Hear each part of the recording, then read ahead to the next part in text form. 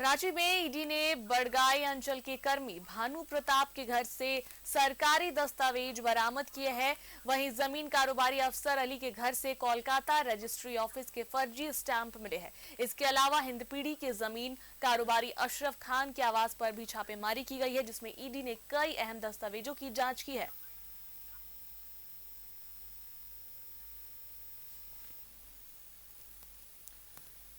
तो आपको बता दें कि रांची में ईडी ने बड़गाई अंचल के कर्मी भानु प्रताप के घर से सरकारी दस्तावेज बरामद किए हैं। वहीं जमीन कारोबारी अफसर अली के घर से कोलकाता रजिस्ट्री ऑफिस के फर्जी स्टैंप मिले हैं। इसके अलावा हिंदपीढ़ी के जमीन कारोबारी अशरफ खान के आवास पर भी छापेमारी की गई है, जिसमें ईडी ने कई अहम दस्तावेजों की जांच की है।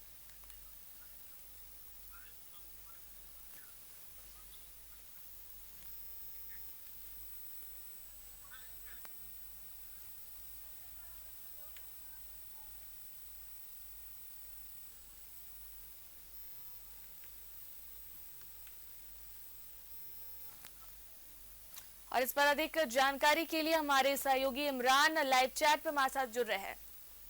इमरान, अफसर अली जो है जमीन कारोबारी, इनके यहाँ भी ईडी का छापा पड़ा है, क्या कुछ बातें सामने निकल कर आ रही है?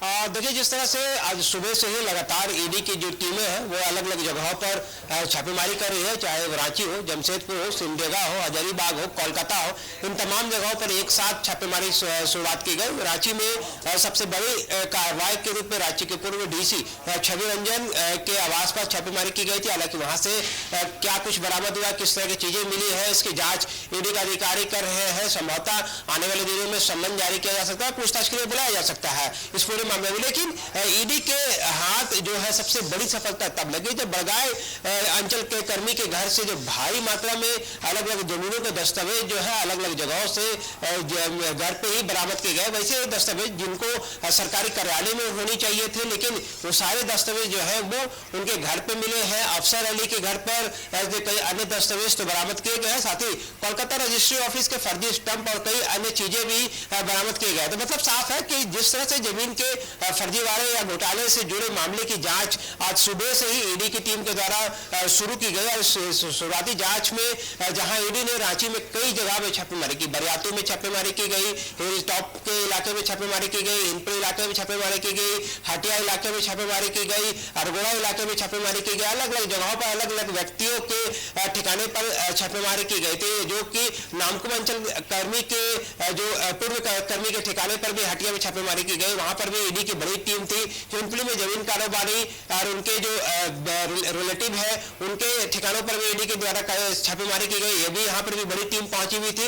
लेकिन बरामदगी जो है वो बरियातू में जब ईडी की टीम के द्वारा छापेमारी की जा रही थी तो बड़गाई कर्मी के घर से और अफसर अली के घर से, जो कि दोनों बरियातू इलाके में ही रहते हैं, इनके यहाँ से भारी मात्रा में अलग अलग चीजें और अलग अलग जो दस्तावेज बरामद किए गए उनसे साफ प्रतीत होता है कहीं ना कहीं जमीन से जुड़े मामले की जांच जिस तरह से ईडी ने शुरुआत की है उसमें गड़बड़ियों की शिकायतें मिल रही थी। और यह शिकायतें जिस तरह से मिली उसी के आधार पर एक टीम का गठन किया गया, एक बड़ी टीम बनाई गई जिसमें अलग अलग जगहों पर भेजा गया।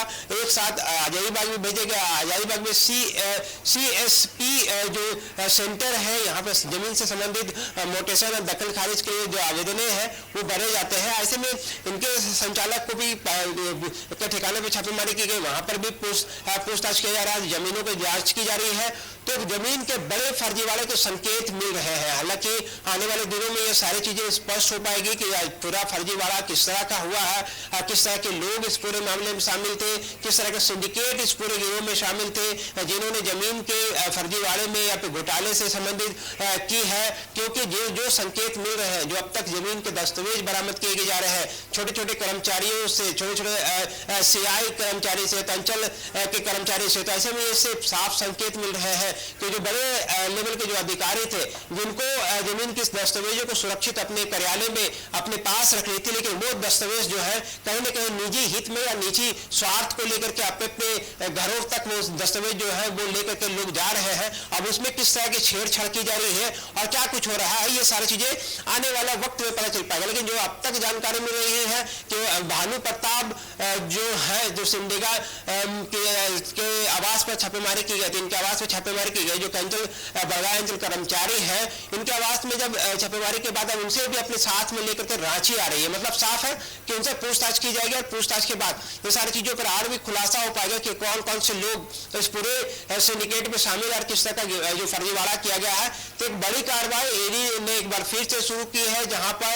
कई तरह की जांच जो है पर ईडी कर चुकी है। माइनिंग से लेकर के, कोयले से लेकर के, जो पूजा सिंघल से जुड़े मामले को लेकर के, मनी लॉन्ड्रिंग से जुड़े मामले को लेकर के, इन तमाम मामलों में जिस तरह से ईडी को सफलता मिली, उसके बाद जो जानकारियां मिल रही थी उसके आधार पर एक बार फिर से रांची में दबिशें बढ़ाई गई है। अब नतीजा ये है कि आधा दर्जन से अधिक ठिकानों पर रांची में छापेमारी चल रही है। इनके अलावा जमशेदपुर, हजारीबाग, कोलकाता, सिमडेगा, बिहार के कई जिलों पर छापेमारी चल रही है। तो कह सकते हैं कि 3 राज्यों पर ईडी की अपनी जो दबिशें है वो बढ़ाई है और इस पूरे छापेमारी से क्या कुछ बरामद होता है ये आने वाले वक्त में क्लियर हो पाएगा। जी इमरान, जितने भी जगह पे जो सुबह से छापेमारी चल रही है, रही बात हिंदपीरी में जो जमीन कारोबारी के यहाँ पे छापेमारी हुई, वही पूर्व डीसी रहे रांची के जो छवि रंजन, उनके आवास पर भी छापेमारी हुई, तो इन पूरे जो छापेमारी के बाद जो है कितनी मुश्किलें जो है इन लोगों की बढ़ सकती है?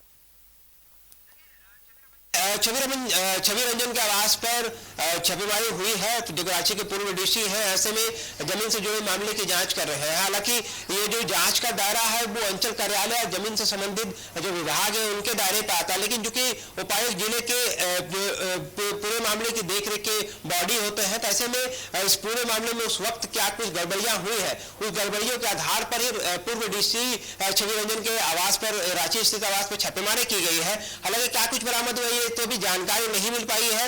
आने वाले वक्त में ये सारी चीजें क्लियर हो पाएगी, लेकिन इतना साफ है कि जिन जिन लोगों के ठिकाने पर ईडी की टीमें पहुंची है, उनके आवास में जो सामान, जो चीजें बरामद की जाएगी उसे जब्त कर अपने साथ ईडी लेके जाएगी और फिर उसे खंगाला जाएगा। जरूरत पड़ने पर सम्मन जारी किए जाएंगे और सम्मन के आधार पर ही छवि रंजन सहित कई अन्य लोगों से पूछताछ की जा सकती है। हालांकि अभी इसकी आधिकारिक पुष्टि नहीं हुई है कि किसी को सम्मन होगा या नहीं होगा, या फिर ईडी के जो जांच के दायरे हैं वो कहां तक जाएंगे, ईडी के जांच के दायरे में कौन कौन से लोग आएंगे, क्योंकि अब एक कड़िया खुली है जमीन से जुड़े मामले को लेकर के। क्योंकि याद होगा कि मनरेगा से जब घोटाले से जुड़े जब मामले की जांच ईडी कर रही थी तो सिर्फ पूजा सिंघल सामने थी, और उसके बाद जब दायरा बढ़ता चला गया तो कई डीएमओ आ गए थे, कई अधिकारी आ गए थे। उसी तरह से जब जमीन से जुड़े मामले की अब जांच जब ईडी कर रही है, ऐसे में छोटे छोटे सीआई कर्मचारी, छोटे कर्मचारी, अंचल में पदस्थापित जो कर्मचारी, उनके ठिकानों पर पहुंची जरूर है, लेकिन अब देखना होगा कि इनसे जो जानकारियां मिलते हैं वो किन किन सीओ तक ये जानकारियां पहुंचती है और उनको क्या सम्मन जारी कर ईडी अपने कार्यालय में बुलाएगी, और वो ईडी के कार्यालय में पहुंचने के बाद ये सीओ जिनके यहाँ से गड़बड़ियां हुई है या जिनके यहाँ पेपर होनी चाहिए थी लेकिन वो दस्तावेज जो है वो निजी आवास से बरामद किए जा रहे हैं, तो उनके स्पष्टीकरण और जवाब जो है वो ईडी के समक्ष दिया जा सकता है। वहीं रांची डीसी जो पूर्व रह चुके छवि रंजन, उनसे भी पूछताछ की जा सकती है कि उन्होंने किसी मामले पर अगर उसकी जानकारी में आई थी तो उस पर क्या कुछ कार्रवाई डीसी रहते हुए छवि रंजन ने क्या कुछ किया और किस तरह की कार्रवाई हुई है। तो हम कह सकते हैं कि आने वाले दिनों में यह मामला जो है यही नहीं थमेगा, कई अन्य लोग भी जो है वो रडार में आएंगे, और ईडी के रडार में जब लोग आते हैं तो उनसे कड़ी पूछताछ की जाती है, घंटों पूछताछ किया जाता है ईडी के रांची स्थित जोनल कार्यालय में। तो उम्मीद करते हैं कि आने वाले दिनों में कई लोगों को पूछताछ के लिए ईडी सम्मन कर सकती है और ईडी कार्यालय में बुला करके इस पूरे मामले में पूछताछ किया जा सकता है। जी बहुत बहुत शुक्रिया इमरान तमाम जानकारी देने के लिए।